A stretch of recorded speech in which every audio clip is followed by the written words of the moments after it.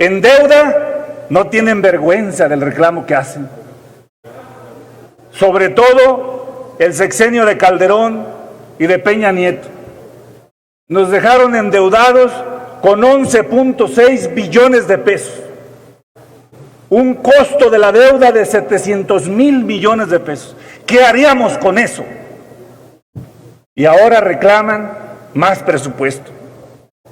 Nos dejaron llenos de factureras falsas para evadir pago de impuestos. 1.6 billones de pesos. No, hay que tener algo de decencia para seguir planteando que regresemos a eso.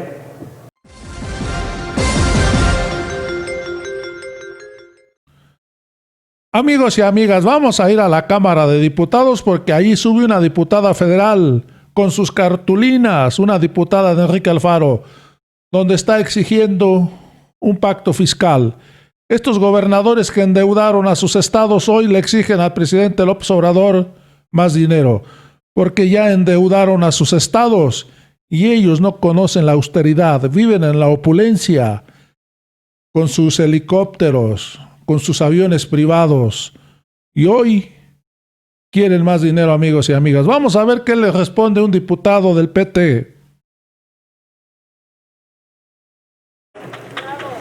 Padilla. Tiene la palabra la diputada Fabiola Yola Hernández, del Grupo Parlamentario de Movimiento Ciudadano, hasta por 5 minutos.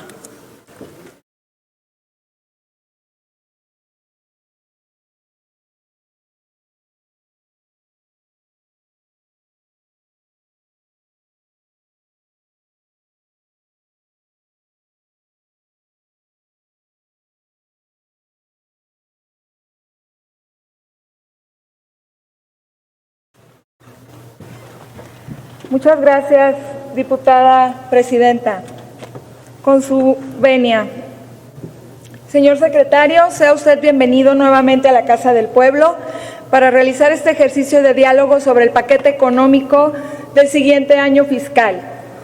Observamos, señor secretario, un presupuesto de egresos con carácter inercial, en el que no advertimos una política clara que atienda a la crisis sanitaria y económica que atraviesa nuestro país y que seguirá enfrentando de forma más cruda el siguiente año. Es decir, no vemos una respuesta contundente ante esta emergencia y ante los 12 millones de mexicanos y mexicanas que resultarán con pérdidas de empleo después de esta pandemia. Vemos también con mucha tristeza que es un presupuesto que muestra lo peor del centralismo mexicano. Orienta recursos para los proyectos insignias de este gobierno.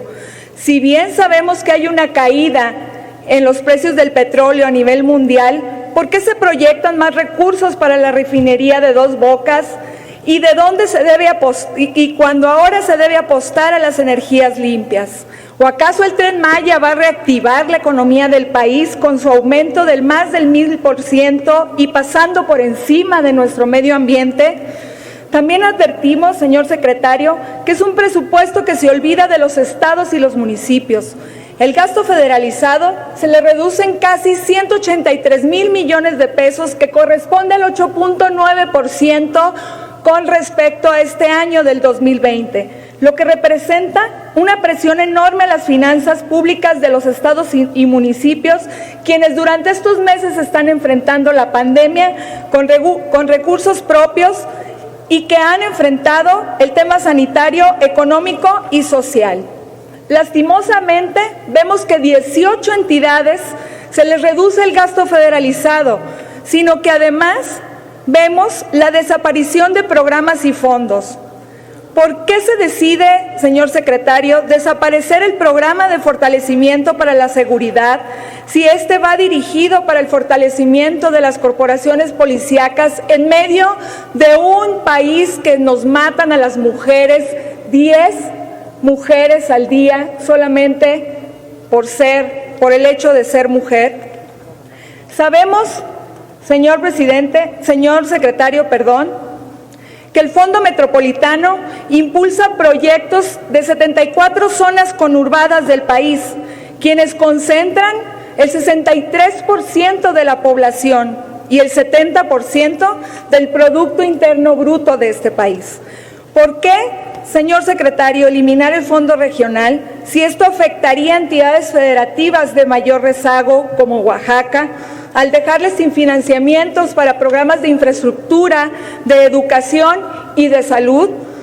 Vemos al día de hoy, señor secretario, un subejercicio en materia de salud de más de 11,000 millones de pesos en los primeros 6 meses del año.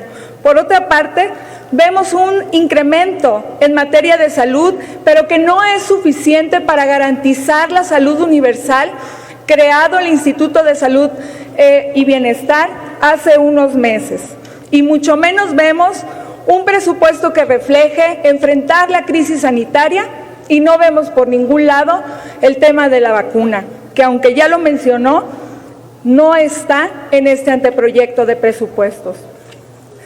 Vemos que en materia económica se abandona al campo mexicano, que va de mal en peor. Han desaparecido los programas concurrentes en los últimos años. Vemos que el crédito a la palabra hoy no aparece en este anteproyecto de presupuestos. Y con mucha tristeza vemos que en la desaparición de los fideicomisos también está el Fondo a la Financiera Rural. El Movimiento Ciudadano creemos que se necesita, señor secretario, hoy más que nunca, impulsar proyectos de inversión regional y local que incentiven la competitividad económica, la sostenibilidad y capacidades productivas de nuestros estados y municipios.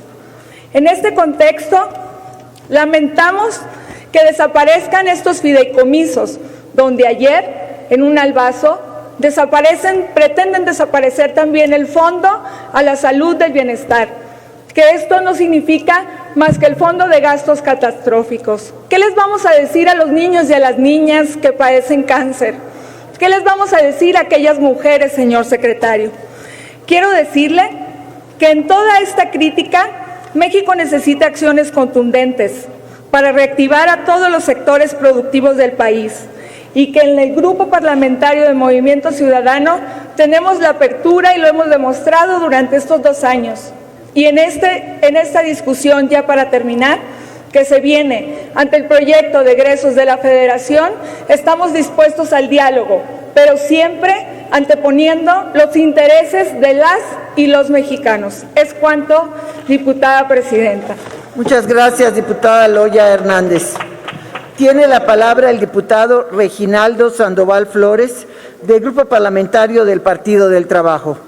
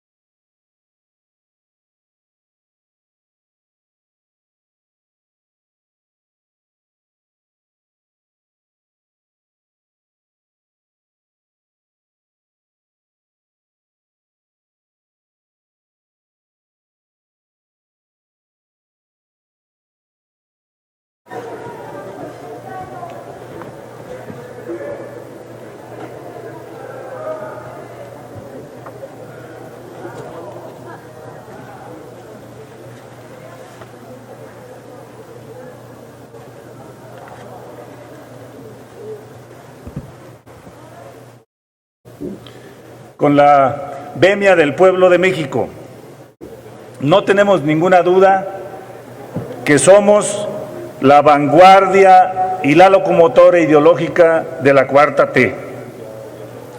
Estamos al 100% con nuestro presidente de la República, Andrés Manuel López Obrador. No le vamos a fallar al pueblo de México.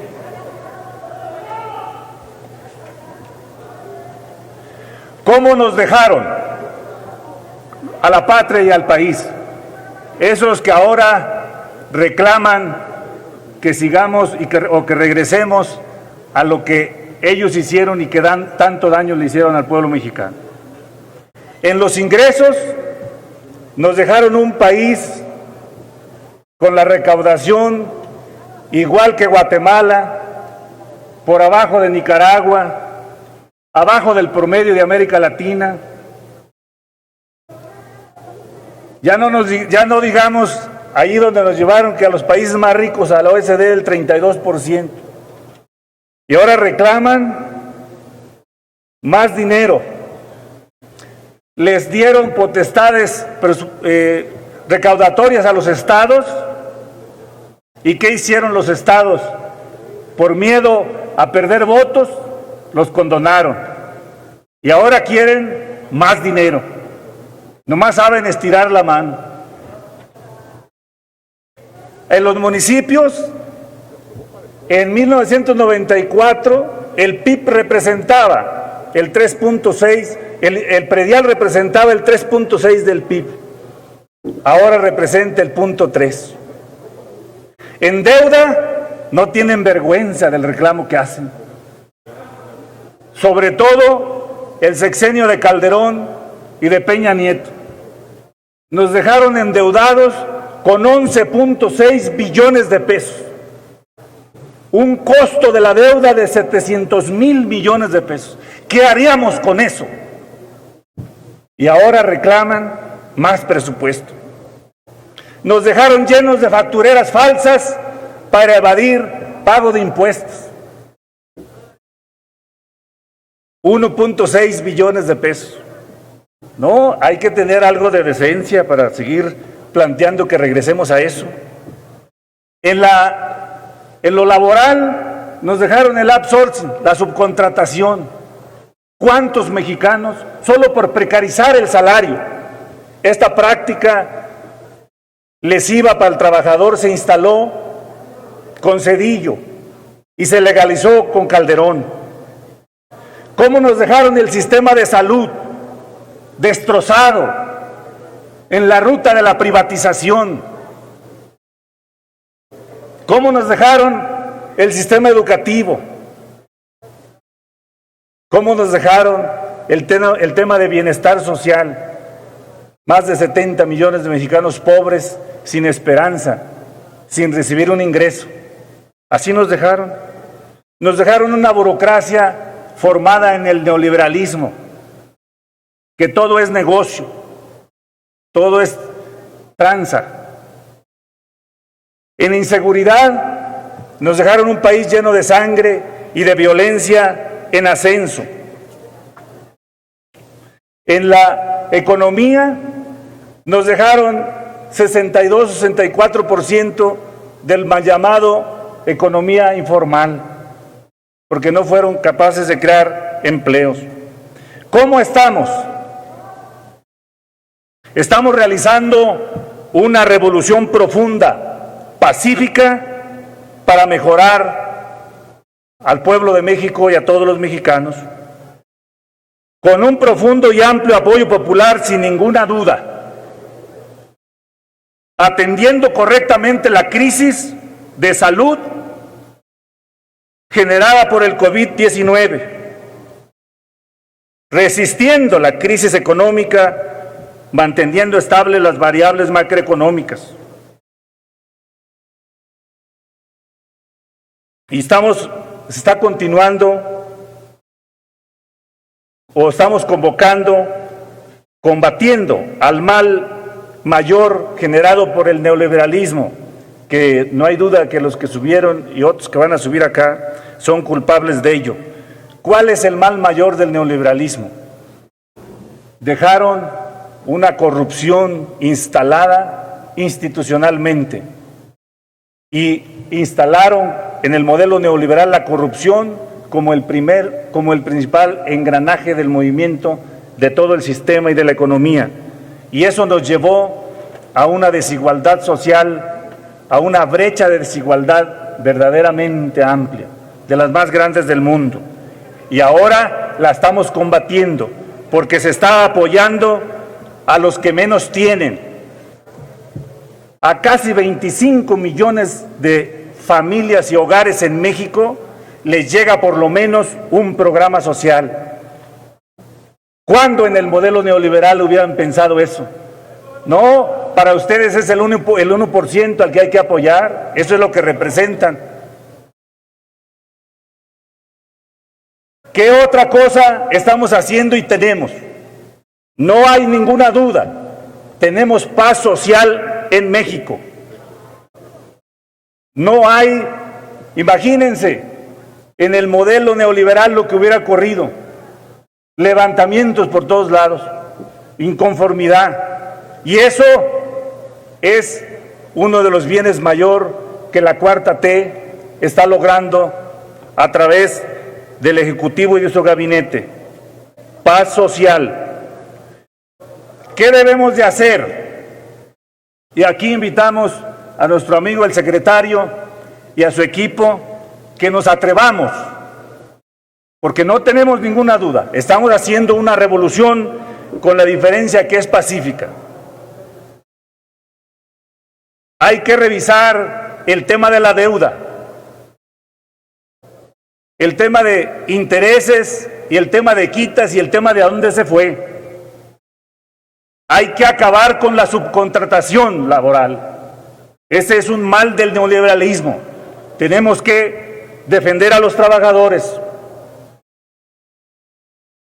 No hay que temer a la desaparición de las Afores. Ahí hay 4.4 billones de pesos de los trabajadores que lo están usando las Afores y los bancos, el capital financiero, cuando podría irse al capital productivo. Hay que caminar hacia un modelo de desarrollo social radicalmente democrático. Llamar a los empresarios para que ahora los que ganaron en 36 años, ahora les toca cooperar para que ganen los que menos tienen y emparejar. Y cambiar la visión empresarial que solo es la utilidad y la ganancia a toda costa. Hay que potenciar la inversión en educación y apropiación e innovación tecnológica, sin ninguna duda. Y hay que ayudar a cumplir los 100 puntos del presidente y los objetivos de la Cuarta Transformación. No tenemos ninguna duda que en eso somos equipo y estamos para ayudar y apoyar. Y debemos de sostener aquí también que tenemos el mejor gobierno ante la peor crisis, y por eso el paquete económico que nos han mandado es un paquete equilibrado y que estamos para respaldarlo y apoyarlo. Decirle, secretario, que es muy importante que se haga una revisión en las secretarías donde hay parálisis porque la burocracia que se formó en el neoliberalismo dominó a los funcionarios que llegaron a esas secretarías. El ejemplo más claro es la Comisión Nacional del Agua y que celebramos que ya tomaron medidas. Invitamos a nuestro presidente de la República para que no aflojemos el paso. Somos la Cuarta Transformación y vamos a transformar a México sin ninguna duda. No le vamos a fallar. Muchísimas gracias. Muchas gracias, diputado Sandoval Flores. Amigos y amigas, no se te olvide suscribirte a este canal, además compartir el video porque esto nos ayuda para que más gente esté enterado de la Cuarta Transformación. Nos vemos en el próximo video.